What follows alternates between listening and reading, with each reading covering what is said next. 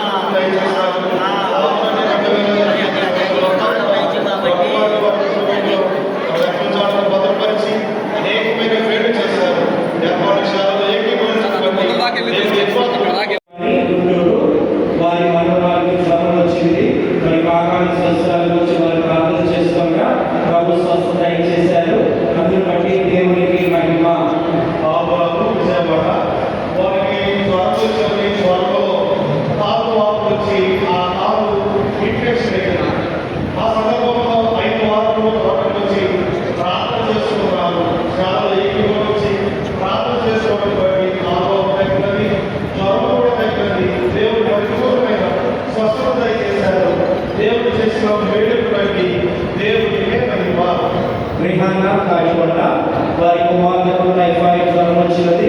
మరి వారి కాకాని స్వస్థలకు వచ్చి ప్రార్థన చేసుకోగా ప్రభు టైఫాయిడ్ మరి వీరి ఇద్దరు కుమార్తెలు చక్కగా చదువుతున్నారు.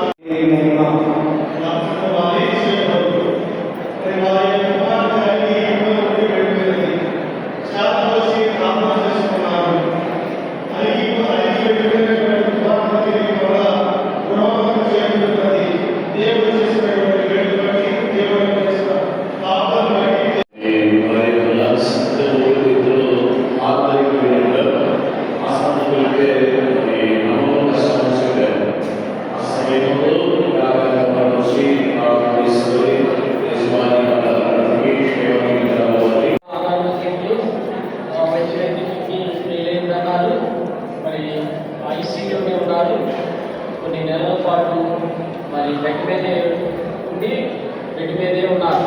అయితే మరి తను స్వస్థపరిస్తే తోటకు వచ్చి సాక్షి చెప్పుకుంటారు, ప్రార్థన చేసుకున్నారు.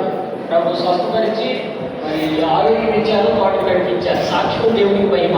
పార్వతి తన కుమారునికి మరి లారీ యాక్సిడెంట్ జరగాల్సింది. ఆ భయంకర ప్రమాద సమయమందు ప్రార్థన చేస్తుండగా దేవుడు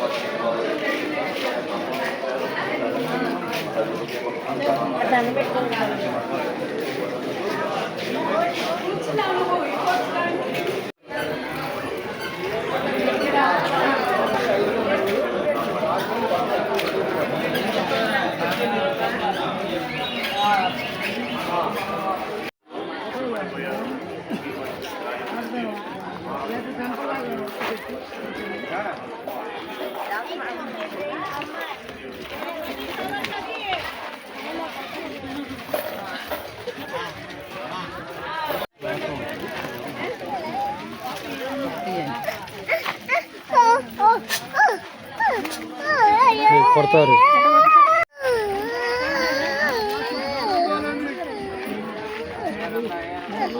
చిల్లర లేవమ్మా.